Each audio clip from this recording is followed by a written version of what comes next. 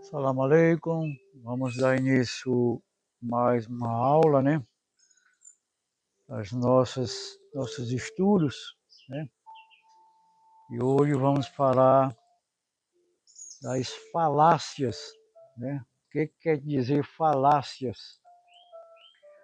Segundo o Novo Testamento, Jesus teria sido um ensinador versado nas Escrituras e que ele também detinha conhecimento e sabedoria que causava espanto e admiração de forma quase que generalizada. Lemos nos evangelhos que, quando ele tinha só 12 anos, os doutores e sábios da época ficaram maravilhados com o que ele dizia. São vários os textos que afirmam que ele era seguido por multidões e que por muitos ansiavam por ouvi-los e receber dele instruções acerca das coisas de Deus. E assim sua fama corria por toda a Judéia e ele passou a ser visto como uma pessoa única. E mesmo nos últimos momentos de sua carreira, alguns teriam dito que ninguém jamais tinha antes falado como ele.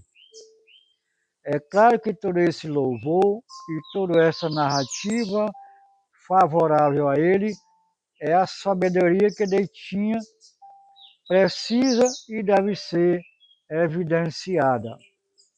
Ele era um pregador, um homem cuja função era sair da cidade em cidade, anunciando sua mensagem e seus ensinos por meio de histórias como as parábolas, prédicas de cunho ético e moral, e por fim a sua suposta condição como Messias.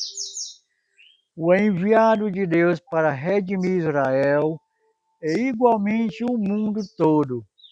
Para que passasse esses ensinos, ele usava de argumentações em seus discursos e por vezes aplicava alguns recursos retóricos a fim de evidenciar o que ele dizia.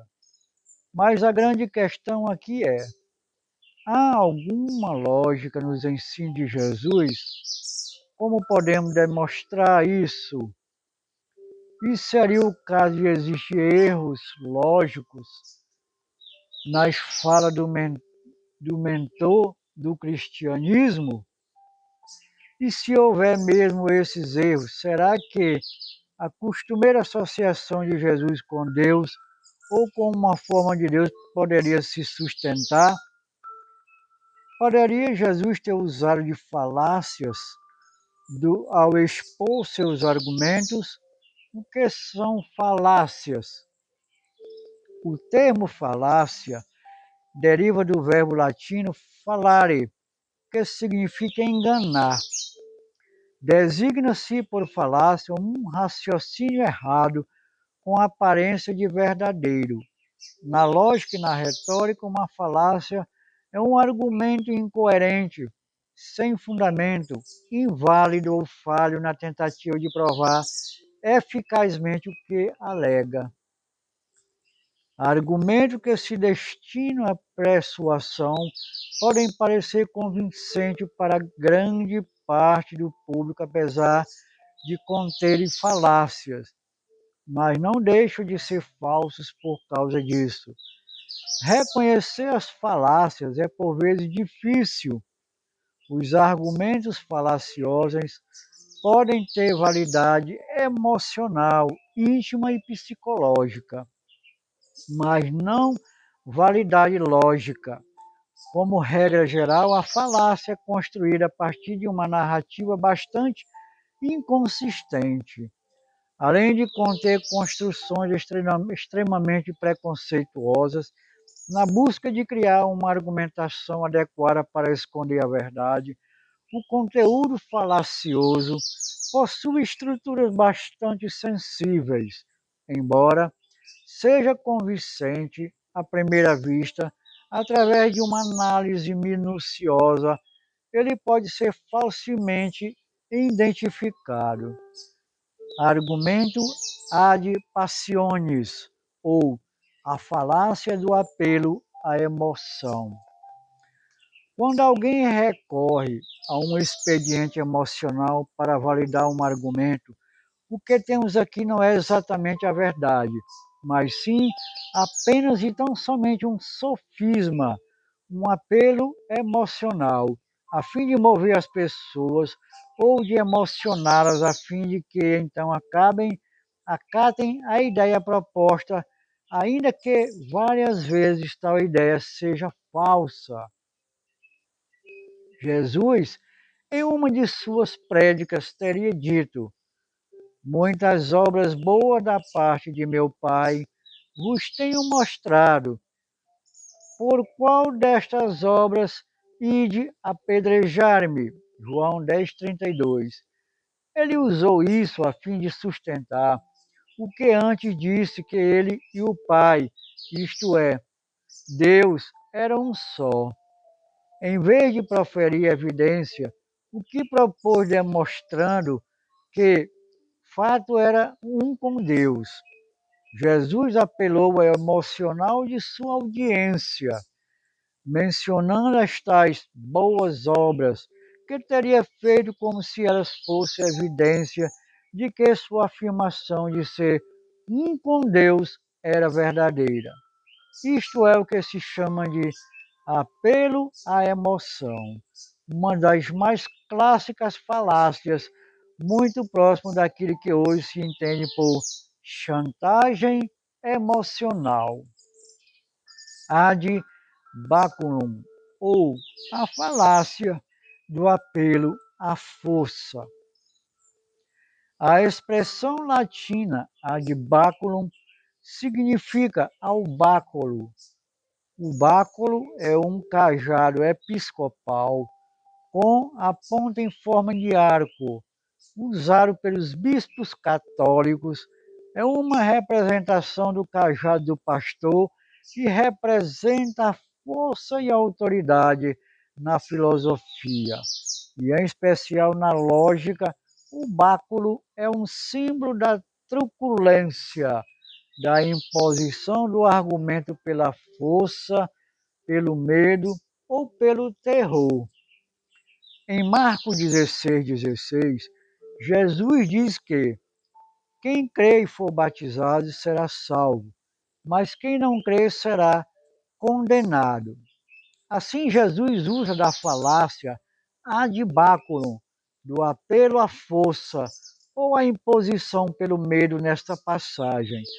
Ele procura estabelecer sua suposta condição de juiz autorizado por Deus com poder de condenação, a fim de forçar com que as pessoas concluam e creem que ele seria o Messias, o que, em sua visão, implicaria em redenção de pecados e salvação.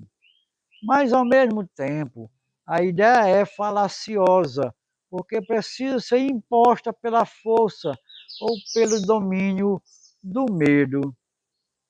Ad ignorantia, ou a falácia do apelo à ignorância.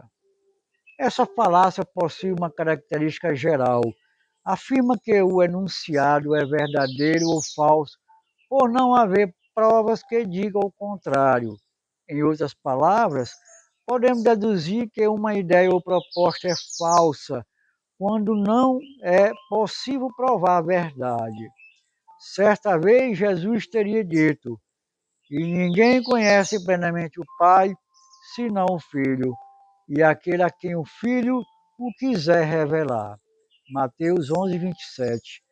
Jesus afirmava que só ele conhecia plenamente a Deus, embora nunca tenha evidenciado isso de forma lógica e comprovável, e que só ele poderia revelá-lo a quem assim desejasse. Assim, qualquer pessoa poderia usar o mesmo argumento falho e ilógico, simplesmente afirmando a mesma coisa que ele afirmou. A falácia ad ignorantia busca comprovar algo em embasamento usando apenas uma falta ou uma lacuna de conhecimento que, na verdade, neste caso é generalizado. Nem mesmo Jesus pode provar que de fato conhecia a Deus de forma tão plena quanto propôs, exceto talvez senão aqueles que preferiram assim o acreditar. Mas a crença não pode evidenciar fatos, ela apenas opina sobre os mesmos. Ad larazarum, ou a falácia do apelo à pobreza. O apelo à pobreza, ad lazarum, é uma falácia lógica que consiste em assumir uma premissa como verdadeira por ter sido dita por alguém pobre. Está muito próximo do apelo à emoção. O apelo à pobreza pode ser usado de vários modos, sendo o mais comum deles o apelo à pobreza monetária. Quando alguém diferente de uma pessoa apenas por essa ser pobre, está fazendo o uso dessa falácia. Ela é usada para sensibilizar seus receptores, que acolhem a mensagem com um tom de pena. A mesma falácia é usada para presumir que apenas por ser pobre, uma pessoa é mais virtuosa e verdadeira. Em Lucas 16, 25, Jesus, em uma parábola, busca ensinar que uma pessoa rica neste mundo recebe muitos bens e dádivas e, sem justificar nada, diz que no pós-morte o rico é atormentado pelas chamas, enquanto o mendigo Lázaro é consolado e abençoado no paraíso. Aparentemente, para Jesus, o simples fato de ser um mendigo teria feito com que aquele homem ganhasse salvação, aos moldes do seu pensamento, e o rico fosse condenado apenas por ser rico. O mesmo Jesus, que em outra ocasião preferiu os pobres em seu próprio benefício, como lemos em Marcos 14, 7. Falácia da definição contraditória. É o tipo de falsa argumentação na qual a conclusão contradiz a premissa. Jesus também fez uso dela, pois, em João 14,6, disse ser ele o caminho e a verdade e a vida, e que conhecendo a verdade, no caso ele mesmo, a verdade nos libertaria. João 8,32. Disse ainda que no caso ele nos libertasse, seríamos de fato livres. João 8,36. Todavia, em Mateus 11:29, ele diz que devemos tomar sobre nós o seu jugo.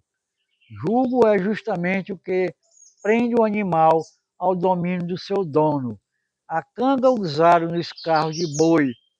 Jesus diz ser a verdade. Caso as pessoas o conheçam, serão livres.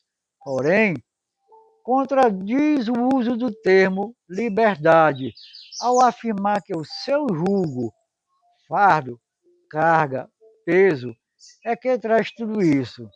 Por mais que se queira dar isso uma interpretação espiritual, fuga lógica, o termo jugo não é o termo mais apropriado para se usar por alguém que promete libertar outra pessoa.